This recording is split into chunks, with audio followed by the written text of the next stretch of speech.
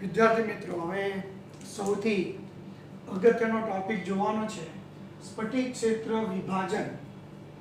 સ્ફટિક ક્ષેત્ર વિભાજન સિદ્ધાંતને આપણે સમજવાનો છે. ઘણીવાર 4 માર્ક્સમાં આ પ્રશ્ન પૂછાતો હોય છે, એની આપણે અહીંયા વાત કરીએ.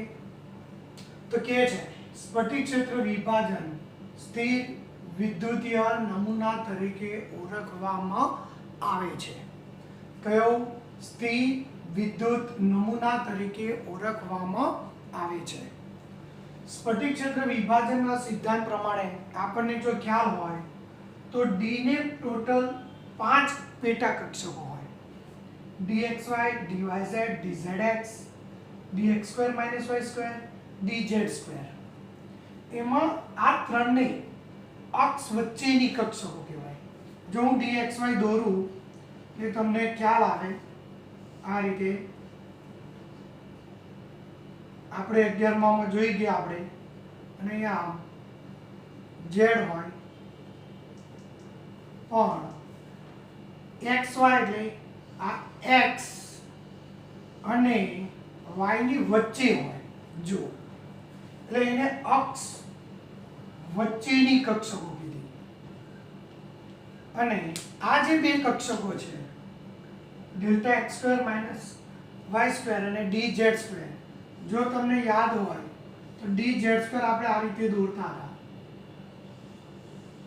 11માં. તો આ શું થઈ? અક્ષ પરની કક્ષકો થઈ. તો આ ત્રણ અક્ષ વચ્ચેની કક્ષકો છે, આ અક્ષ પરની કક્ષકો છે. અક્ષ વચ્ચેની કક્ષકોને આપણે T2G કક્ષકો કહીશું, અક્ષ પરની કક્ષકોને આપણે EG કક્ષકો કહીશું. હવે એવું કહે છે કે જ્યારે ધાતુ આયન એકલો હોય કોઈ પણ સંકીર્ણ સંયોજનમાં, ધાતુ આયન એકલો હોય તો D ની 5 કક્ષકોની ઊર્જા સમાન હોય. 5 ની ઊર્જા સમાન હોય. એકલો જ્યારે ધાતુ હોય છે ત્યારે. પણ એ ધાતુ સાથે લિગેન્ડ જોડાય છે ત્યારે એ ડી કક્ષકોનું લિગેન્ડ વડે અપાકર્ષણ થાય છે. અપાકર્ષણને શબ્દ અહીંયા લખ્યું છે વિપાટન.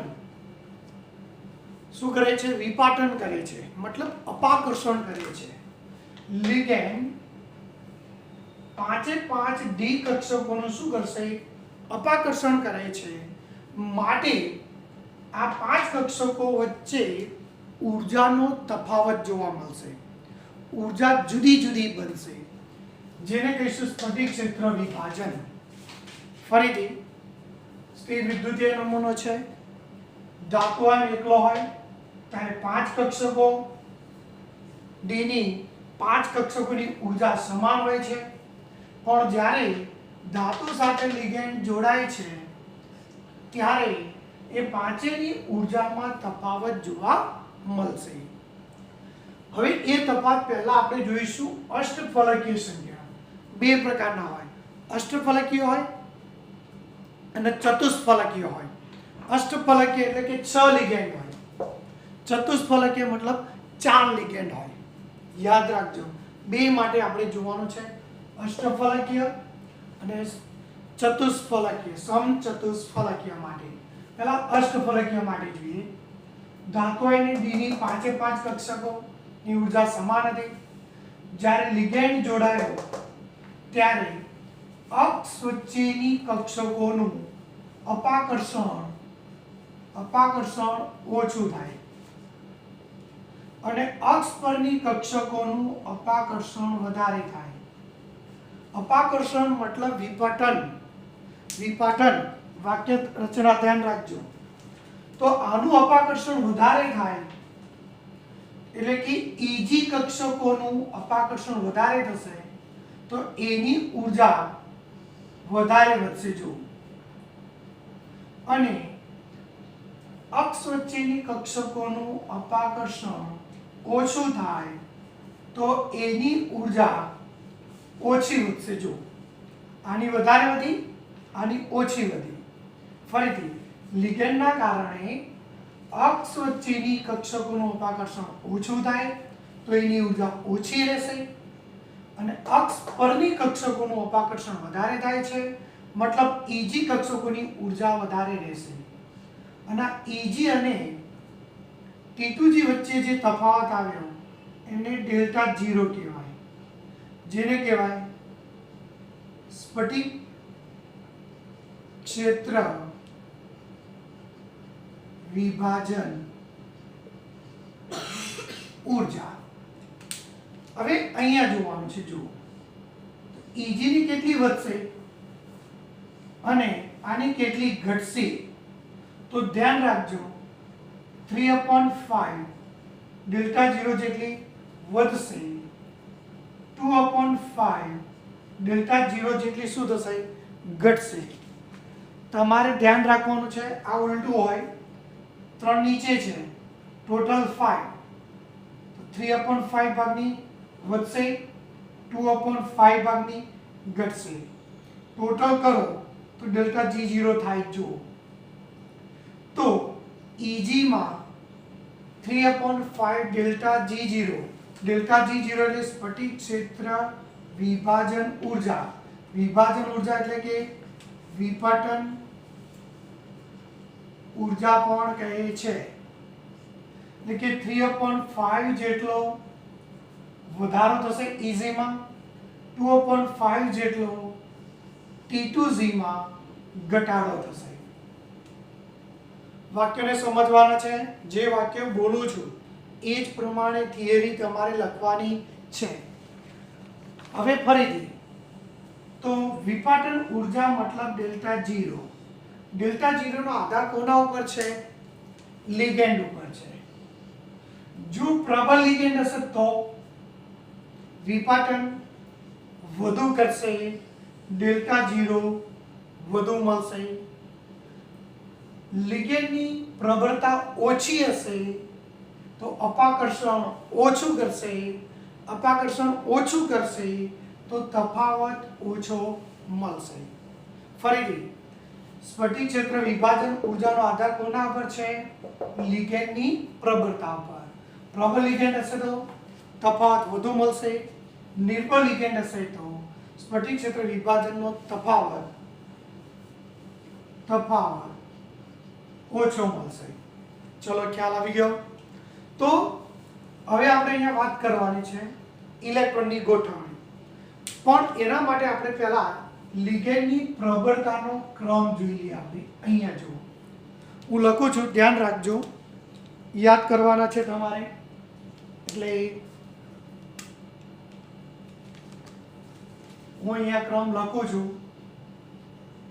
યાદ કરવાનો છે તમારે.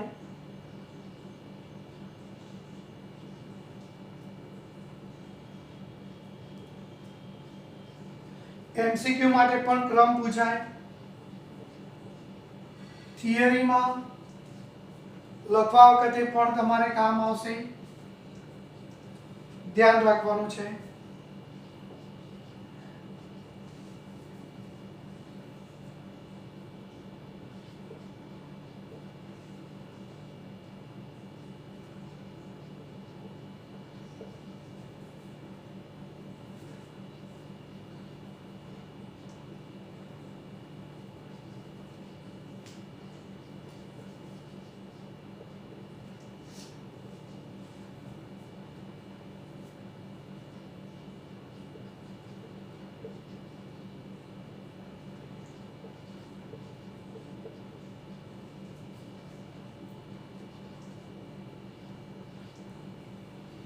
આ જે શ્રેણી આપી એને વર્ણપટીય રાસાયણિક શ્રેણી કહે છે. અને આપણે શું કહીશું? વર્ણપટીય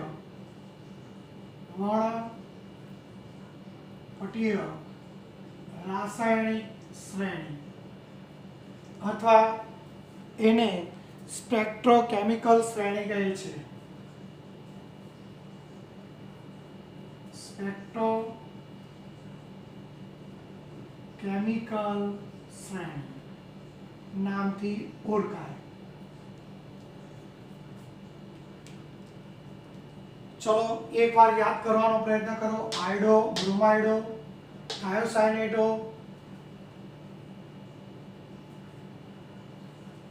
ક્લોરાઇડો, સલ્ફાઇડો, ફ્લોરાઇડો, હાઇડ્રોક્સો, ઓક્ઝેલેટો, એક્વા, સાયનેટો, સોરી આને આપણે થાયોસાયનેટો કહેવાય. આઇસોથાયોસાયનેટો, EDTA, એમાઇન, ઇથેનોલ ટુ ડાયમાઇન, સાયનાઇડો અને કાર્બોનિલ.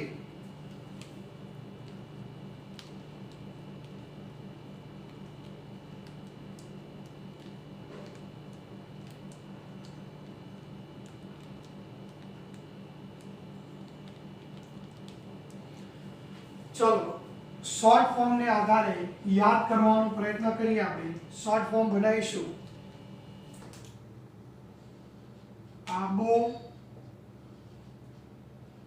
થાકો, સેફ, આવો. જો પહેલા આનું જોઈએ. આબો, થાકો, સેફ, આવો. આ એટલે આયોડો, બ્રોમાઇડો, થાયોસાયનેટો, ક્લોરાઇડો, સલ્ફેટો, ફ્લોરાઇડો, હાઇડ્રોક્સો, આવો. હાઇડ્રોક્સો, ઓક્ઝેલેટો, આબો, થાકો, સેફ, આવો. EA,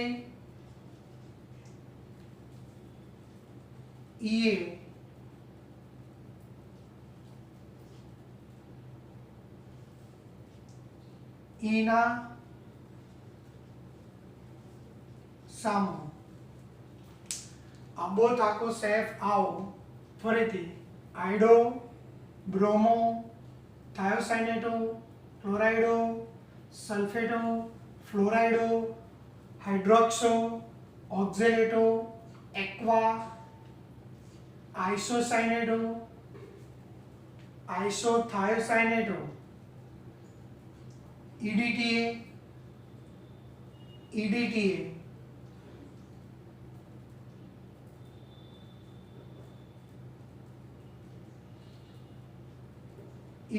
અને એમાઇન. આબો, થાકો, સેફ, આવો.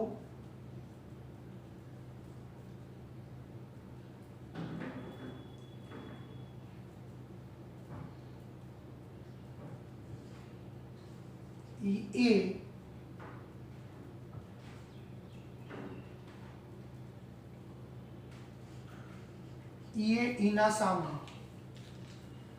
આબો, થાકો, સેફ, આવો. ઈના સામો. આ યાદ રાખજો. ઘણીવાર 2 માર્ક્સમાં ખાલી સ્પેક્ટ્રોકેમિકલ શ્રેણી પૂછી નાખે. JEE નીટમાં ફરજિયાત આનો એક MCQ પૂછશે કે તમને લિગેન્ડની પ્રબળતાના ક્રમ નીચેનામાંથી કયો સાચો છે એ શોધવાનું પૂછે. આબો, થાકો, સેફ, આવો.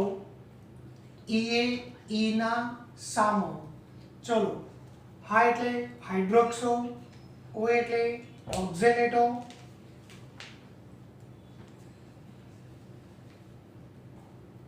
E એટલે ઓક્ઝેલેટો,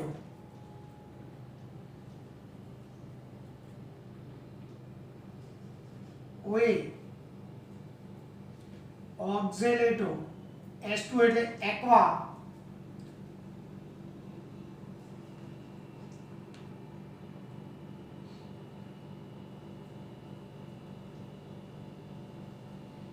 E એટલે એક્વા. ધ્યાન રાખો.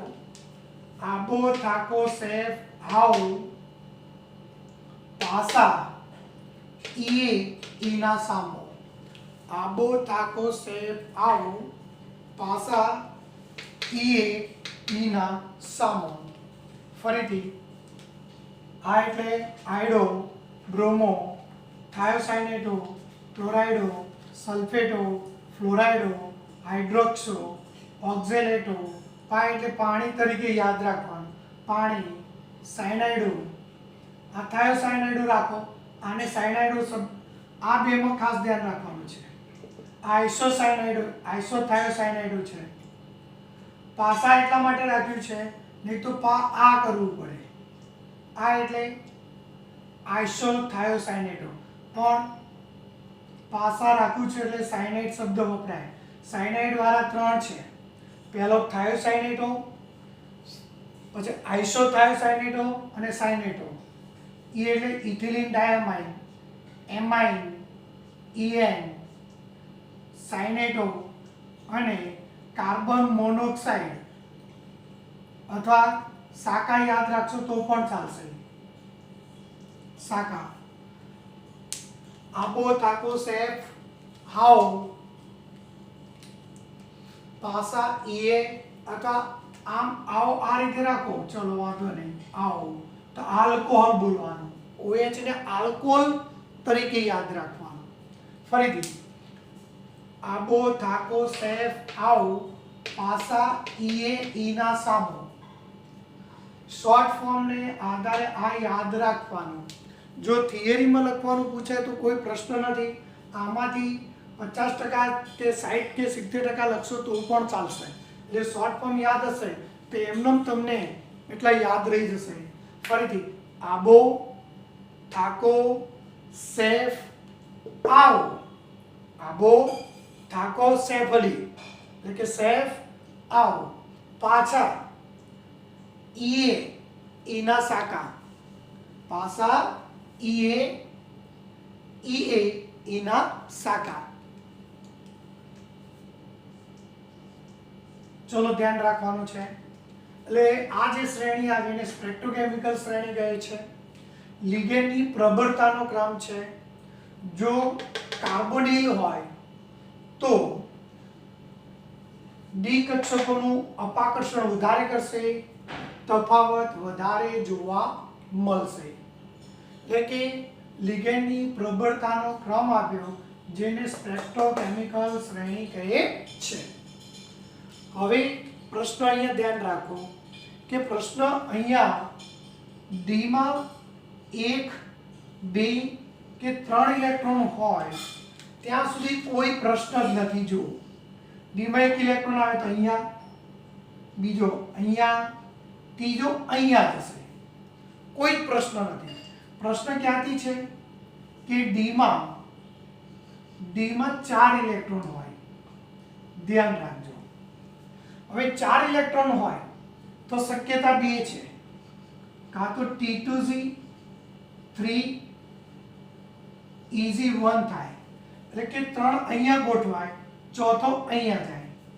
એવું પણ બની શક્ય T2Z 4 EG0 બની. જુઓ એટલે કે અહીંયા જવાને બદલે અહીંયા જાય, આમ યુગ્મીકરણ કરે. જો એટલે યાદ રાખજો D4 ની આપણે વાત કરીએ તો 2 પ્રકારની શક્યતા છે. T2Z EZ1, T2Z4 EZ0.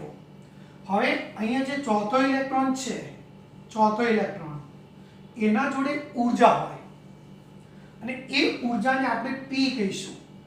શું કહીશું? P. એને આપણે P કહીશું. Pને કઈ ઊર્જા તરીકે ઓળખવામાં આવે છે? યુગ્મીકરણ ઊર્જા.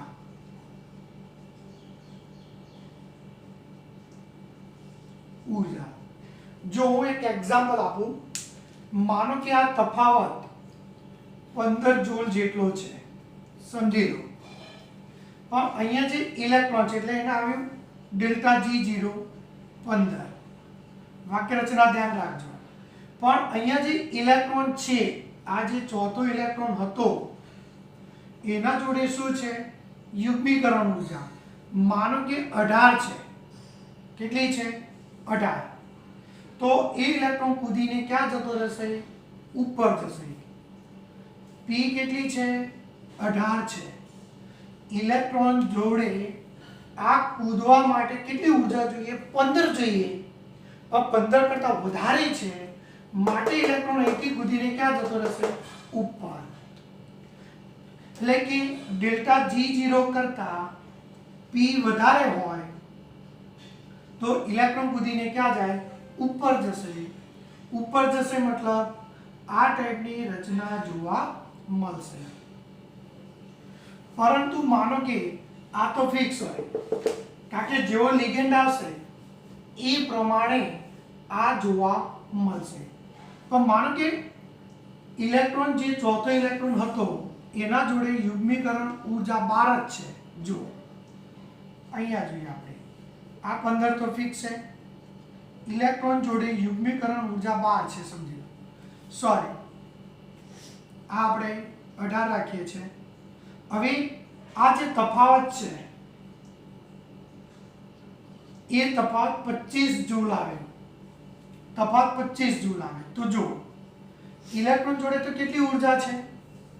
18 જૂલ જ છે. જો કેટલી? 18 જૂલ. પણ તફાવત કેટલો આવ્યો? 25. એટલે કે કૂદવા માટે કેટલી ઊર્જા જોઈએ? કૂદવા માટે 25 જૂલ જોઈએ. પણ એટલી છે જ નહીં. તો ઇલેક્ટ્રોન કૂદીને ઉપર જઈ શકતો નથી. ઉપર ન જાય તો ઇલેક્ટ્રોન ક્યાં ગોઠવાશે? T2G માં જ ગોઠવાશે, નીચે જ ગોઠવાશે. એટલે T2G 4 Eg 0 બનશે. પણ આવું ક્યારે બને? કે જ્યારે સ્ફટિક ક્ષેત્ર વિભાજન ઊર્જા વધારે હોય, યુગ્મીકરણ ઊર્જા ઓછી હોય તો આ ટાઈપની ઇલેક્ટ્રોન રચના જોવા મળશે. અને યુગ્મીકરણ ઊર્જા વધારે હોય, સ્ફટિક ક્ષેત્ર વિભાજન ઊર્જા ઓછી હોય તો આ ટાઈપની ઊર્જા તમને જોવા મળશે. એટલે કે D4 5 6 7 સુધી કોઈ પ્રશ્ન થતો નથી. એને સમજી શકાય. ડીમાં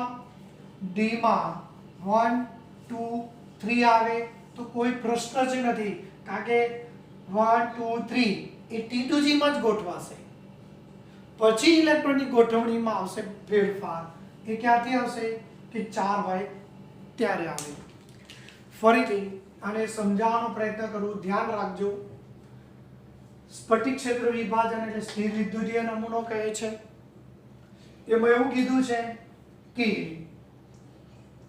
ધાતુ સાથે જો અહીંયા આમ લિગેન્ડ હોય પણ ધાતુ એકલો હોય, એકલો ધાતુ, તો એને ડી ની 5 કક્ષકો, 5 ની ઊર્જા સમાન હોય. ધ્યાન રાખજો. પરંતુ એ ધાતુ સાથે લિગેન્ડ જોડાય છે ત્યારે એ લિગેન્ડ વડે એ ડી કક્ષકોનું અપાકર્ષણ કરે છે, જેના કારણે ડી કક્ષકો વચ્ચે ઊર્જાનો તફાવત જોવા મળે છે. ધ્યાન રાખજો, શું જોવા મળશે? ઊર્જાનો તફાવત. હવે એ તફાવતની આપણે વાત કરીએ તો પહેલું જોઈશું અષ્ટફલકીય સંકીર્ણમાં. તો ડી ની જે 5 કક્ષકો છે એમાં જ્યારે લિગેન્ડ જોડાય છે તે 5 માંથી dxy, dyz, dzx અક્ષ વચ્ચેની કક્ષકો છે, એનું અપાકર્ષણ ઓછું થાય માટે એની ઊર્જા ઓછી રહે છે. એટલે કે T2G ની ઊર્જા નીચે રહે છે. dx2 - y2 dz2 મતલબ Eg કક્ષકો, એટલે કે અક્ષ પરની કક્ષકોનું અપાકર્ષણ વધારે કરે છે માટે Eg વચ્ચેનો તફાવત વધુ જોવા મળે છે. આ Eg અને T2G વચ્ચેના જે તફાવત છે એને આપણે સ્ફટિક ક્ષેત્ર વિભાજન ઊર્જા તરીકે ઓળખવામાં આવે છે. સ્ફટિક ક્ષેત્ર વિભાજન ઊર્જા એટલે વિઘટન ઊર્જા કહે છે. હવે આ તફાવતનો આધાર કોના ઉપર છે? તો લિગેન્ડની પ્રબળતા ઉપર છે. જો પ્રબળ લિગેન્ડ આવશે તો તફાવત વધુ જોવા મળશે, નિર્બળ લિગેન્ડ આવશે તો તફાવત ઓછો જોવા મળશે. એટલે આ તમારે ધ્યાન રાખવાનું છે. હવે લિગેન્ડની પ્રબળતાનો ક્રમ નીચે પ્રમાણે છે. આબો થાકો સેફ આવો પાછા ઈએ ઈના શાખા. આ યાદ કરી લેવાનું, પ્રેક્ટિસ કરવાની. 10 વાર લખો, 20 વાર લખો, યાદ રહેવું જોઈએ. આ શ્રેણીને આપણે સ્પેક્ટ્રોકેમિકલ શ્રેણી તરીકે ઓળખવામાં આવે છે.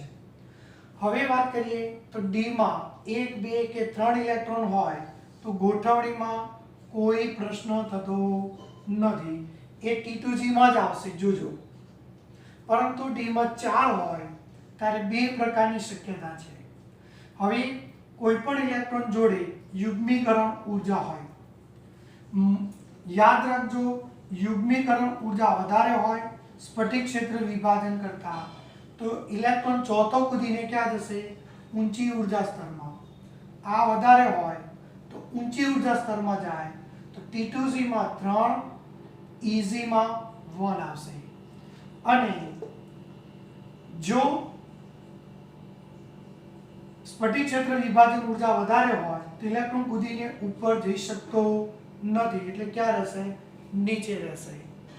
હવે અહીંયા એક શબ્દ સમજવાનો છે કે વાક્ય રચના ધ્યાન રાખજો. હવે આ કૂદીને અહીંયા ક્યારે જઈ શકે? કે જ્યારે આ તફાવત ઓછો હોય, P કરતા આનો તફાવત ઓછો હોય. હવે આનો તફાવત ક્યારે ઓછો હોય? નિર્બળ લિગેન્ડ જોડાતો હોય ત્યારે. એટલે કે જો આવું બનતું હશે તો એનો મતલબ શું થયો? કે નિર્બળ લિગેન્ડ જોડાતો હશે. નિર્બળ લિગેન્ડ જોડાય છે માટે તફાવત ઓછો આવશે.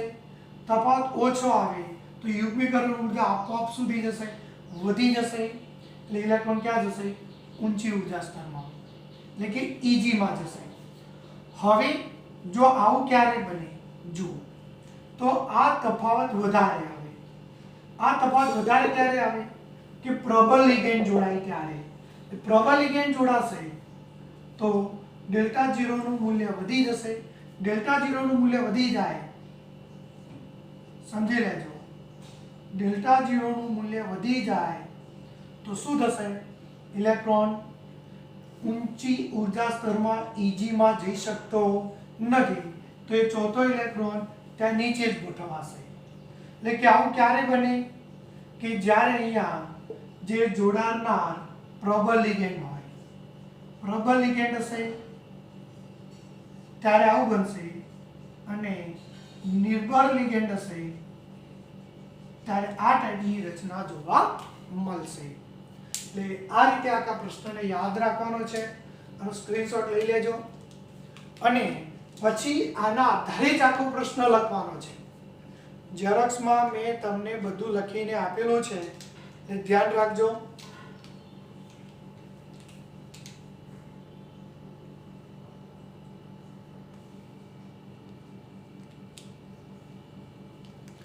હવે એ જ રીતે સમચતુષ્ફલકીય સહવર્ગમાં સ્ફટિક ક્ષેત્ર વિભાજન આપણે અષ્ટફલકીયમાં જોઈ ગયા. હવે સમચતુષ્ફલકીયમાં જોવાનું છે. સમચતુષ્ફલકીયમાં પણ જો ધાતુ એકલો હશે તો ડીની 5 કક્ષકોની ઉર્જા સમાન હશે. હવે એ ધાતુ સાથે લિગેન્ડ જોડાશે ત્યારે 5 કક્ષકોમાં જે અપાકર્ષણની સિસ્ટમ હતી ઉલટી જશે. તો સમચતુષ્ફલકીયમાં અક્ષ વચ્ચેની કક્ષકોનું અપાકર્ષણ વધારે કરે છે, એટલે કે T2G કક્ષકોની ઉર્જા વધારે વધશે. અક્ષ પરની કક્ષકોનું અપાકર્ષણ ઓછું કરે છે, મતલબ અપાકર્ષણ ઓછું થવાથી એની ઉર્જામાં વધારો ઓછો થશે. એટલે કે આનું વિભાજન અષ્ટફલકીય કરતા ઉલટું આવશે. T2G ની ઉર્જા વધશે, EG ની ઉર્જા ઘટશે, જેને ડેલ્ટા T નામ આપ્યું. પેલામાં ડેલ્ટા 0 હતું અને ડેલ્ટા T નામ આપ્યું. અહીંયા કેટલો આવશે આનો વધારો? તો 2/5 ડેલ્ટા 0, આનો 3/5 ડેલ્ટા T, સોરી હા, ડેલ્ટા T આવશે. તો T2G માં આટલો વધારો થશે, EG માં આટલો ઘટાડો થશે. પણ ડેલ્ટા T નું મૂલ્ય કેટલું આવશે? તો ડેલ્ટા T નું મૂલ્ય 4/9 ડેલ્ટા G0 જેટલું થશે. એટલે કે આ તફાવત ડેલ્ટા T નો તફાવત અષ્ટફલકીય કરતા ચતુષ્ફલકીયમાં ઓછો હોય. જો 4/9 જો દેખાઈશ, 4/9 એટલે જો 4.5/9 હોત તો 1/2 કરી દેતા આમ જો, એટલે કે અડધા જેટલો હોત લગભગ, એમ એક્ઝેક્ટ અડધા જેટલું નથી થતું, પણ 4.5/9 હોત, 9 હોત તો અડધા જેટલું થઈ જાય, એટલે લગભગ અડધા જેટલું છે. ડેલ્ટા ટી વધારે જોવા મળતો નથી. તફાવત ડેલ્ટા ટી અષ્ટફલકીય કરતા ઓછો જોવા મળે છે. ઓછો જોવા મળશે એટલે ઇલેક્ટ્રોન જોડે એટલી ઉર્જા હશે જ કે જેથી ઇલેક્ટ્રોન કૂદીને ક્યાં જશે? ઉપર જ જશે. અહીંયા 3 ઇલેક્ટ્રોન ગોઠવશો તો પણ શું થશે? D3 માં તો Eg1, Eg2 અને T2G 1 જ થશે. 4 ગોઠવશો તો પણ ઇલેક્ટ્રોન ત્યાં ઉપર જ જવાનો છે. કેમ? કારણ કે આ તફાવતનું મૂલ્ય બહુ જ ઓછું અને એટલું બધું ઓછું હોય તો ઇલેક્ટ્રોન કૂદીને ક્યાં જઈ શકે છે? ઉપર જ જાય છે. માટે સિંગલ ઇલેક્ટ્રોન વધારે મળશે. જો આમ તો કૂદીને ના જઈ શકતો હોતા તો અહીંયા ડબલ કરત કે ના કરત, ને ડબલ કરત તો સ્પિન, જો આની સ્પિન આમ હોય અને આની સ્પિન આમ હોય તો ઓપોઝિટ સ્પિન એકબીજાની અસર નાબૂદ કરે. પણ અહીં તો સિંગલ સિંગલ આવે છે. જો એટલે અહીંયા 3 ઇલેક્ટ્રોન સિંગલ થયા. જો 3 ઇલેક્ટ્રોન સિંગલ થાય તો એની સ્પિન વધુ જોવા મળશે.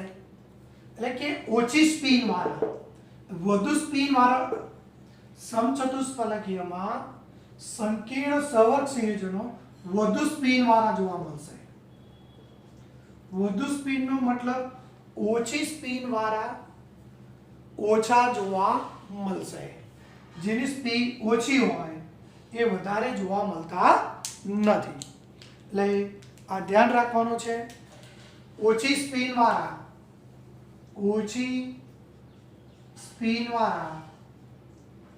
ભાગ્યે જોવા મળશે. કારણ કે બધા સિંગલ ગોઠવવાનો પ્રયત્ન કરે એટલે એના કારણે એ જે સ્પિન હોવી જોઈએ બરોબર એનાથી ઓછી સ્પિન વાળા તમને જોવા મળશે. કારણ કે 4 હોય તો 4 સિંગલ જ આવશે. જુઓ તો 4 ની સ્પિન જોવા મળશે. પણ જો 4 આમ ગોઠવાય તો આની અસર આ નાબૂદ કરે, આની અસર આ નાબૂદ કરે તો છેલ્લે સ્પિન શું થાય? 0 થઈ જાય. એટલે આવું વધારે જોવા મળશે નહીં. ઓછી સ્પિન વાળા વધારે જોવા મળતા નથી, ભાગ્યે જ જોવા મળે છે. હવે તમને આના આધારે સમજાવું કે સ્ફટિક સંયોજનોના રંગ કેમ હોય છે. તમે યાદ રાખજો, બધા સવર્ગ સંયોજનો રંગીન છે. કારણ કે ધાતુ આયન સાથે લિગેન્ડ જોડાય છે ત્યારે ડી કક્ષકો વચ્ચે ઊર્જાનો તફાવત જોવા મળે. હવે આ ઊર્જાનો તફાવતમાં શું થાય? માનો કે અહીંયા ઇલેક્ટ્રોન છે નીચી ઊર્જા સ્તરમાં. હવે એને જ્યારે પ્રકાશ આપાત થશે એટલે કે પ્રકાશ આપાત કરો એટલે કે ઊર્જા આપાત થશે. હવે એ ઊર્જાનું શું કરશે? શોષણ કરશે અને એ ઇલેક્ટ્રોન કૂદીને ક્યાં જશે? ઊંચી ઊર્જા સ્તરમાં.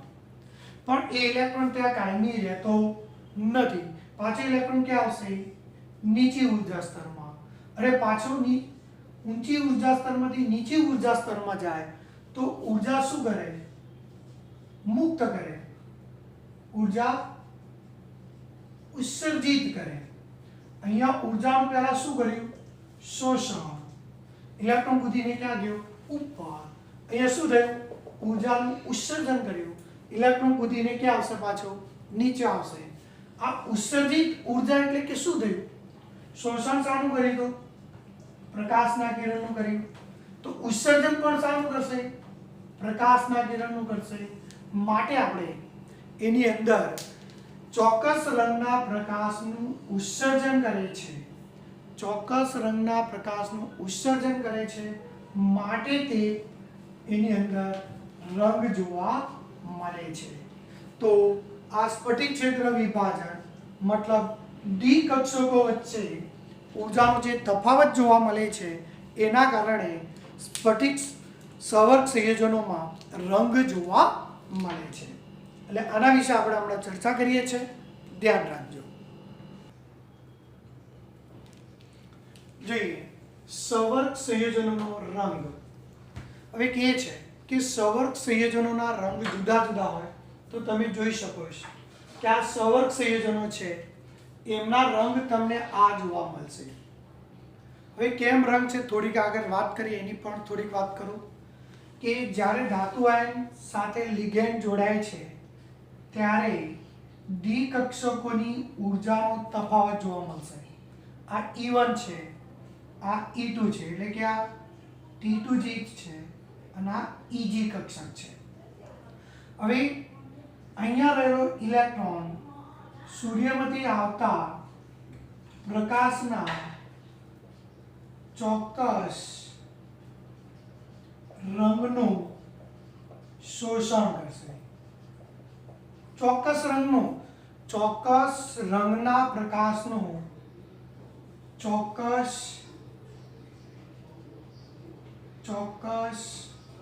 રંગના પ્રકાશનું શોષણ કરશે અને શોષણ કરી ઇલેક્ટ્રોન ક્યાં જશે?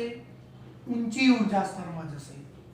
પણ ઇલેક્ટ્રોન ત્યાં કાયમી રહેતો નથી. હવે ત્યાંથી ઇલેક્ટ્રોન જ્યારે શું થશે? નીચી ઉર્જા સ્તરમાં આવશે, અહીંથી પાછો. એટલે જો નીચેમાંથી ઇલેક્ટ્રોનનું શોષણ કરી ઇલેક્ટ્રોન ક્યાં ગયો?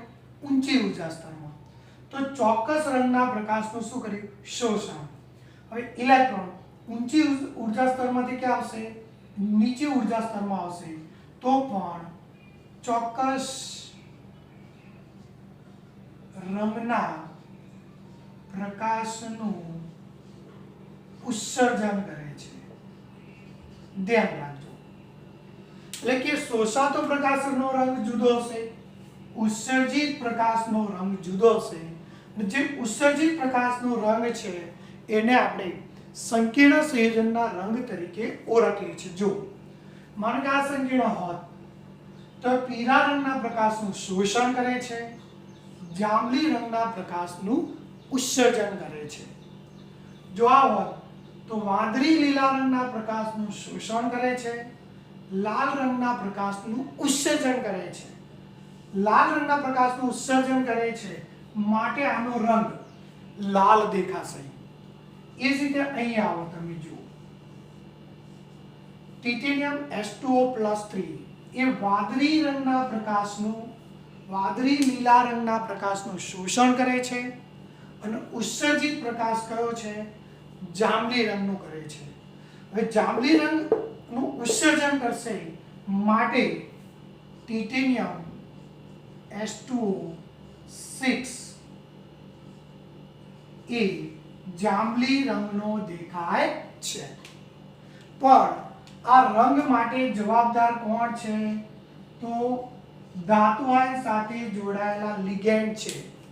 ધ્યાન રાખજો, ધાતુ આયન સાથે જોડાયેલા લિગેન્ડ છે. જો લિગેન્ડ બદલાશે તો અપાકર્ષણ બદલાશે તો EG અને T2G વચ્ચે તફાવત બદલાશે તો શોષાતા પ્રકાશનો રંગ બદલાશે, ઉત્સર્જિત પ્રકાશનો રંગ બદલાશે. માટે સંકીર્ણનો રંગ પણ શું થશે? બદલાશે. એટલે સંકીર્ણના રંગ માટે જવાબદાર કોણ છે? લિગેન્ડ. લિગેન્ડના કારણે ડીની 5 કક્ષકોમાં તફાવત જોવા મળે છે. એ તફાવતના કારણે રંગ જોવા મળે છે. જો લિગેન્ડ ના હોત તો ઊર્જાને 5 કક્ષકોમાં તફાવત જોવા મળશે નહીં. સમજાવો, આનો કયો રંગ છે? જાંબલી રંગ છે, ટિટેનિયમ H2O6 નો.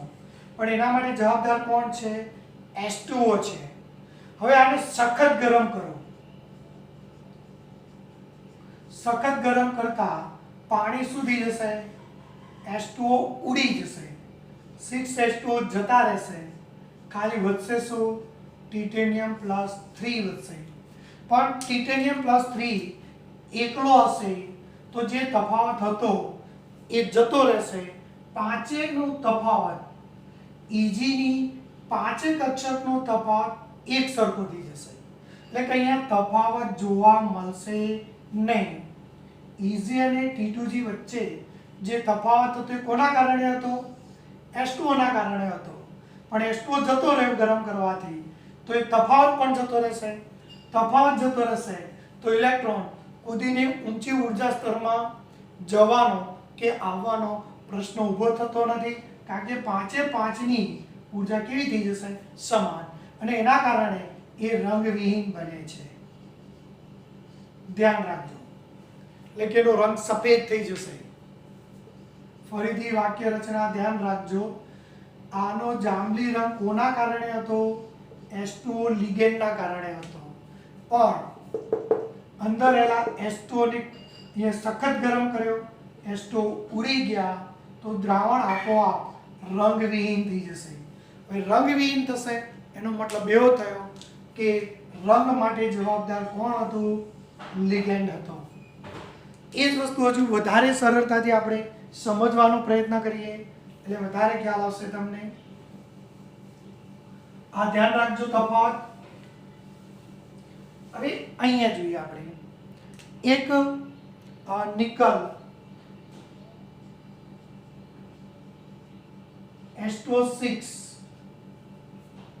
પ્લસ 2 છે. આનો રંગ લીલો છે. ધ્યાન રાખજો. હવે એમાં એક લિગેન્ડ ઉમેર્યો તમે, એટલે કે En દ્વિદંતીય છે, H2O એકદંતીય છે. દ્વિદંતીય અંદર જાય તો એકદંતીય બે બહાર આવશે. જો આ નિકલ H2O4 En એટલે 2H2O શું થયા? બહાર આવે. જો એટલે દ્વિદંતીય જાય તો એ બે બનાવવાનો છે, તો આમે H2O એકદંતીય છે એટલે બે બહાર આવશે. એટલે અહીંયા લિગેન્ડ બદલાયો. જો આમાં 6 H2O લિગેન્ડ હતા, અહીંયા En આવ્યો. જો લિગેન્ડ બદલાય તો એમનો રંગ પણ બદલાશે. આછો વાદળી રંગ જોવા મળશે. હજુ આગળ જોઈએ આપણે. નિકલ H2O4 En છે. હજુ બીજો En દાખલ કરો, બે H2O જશે તો નિકલ H2O બે રહ્યા, En2 થયા. તો જો લિગેન્ડ બદલાશે તો રંગ પણ બદલાશે. આનો રંગ કયો હતો? આછો વાદળી હતો. તો હવે આનો રંગ શું થશે? વાદળી જાંબુડિયો રંગ થશે.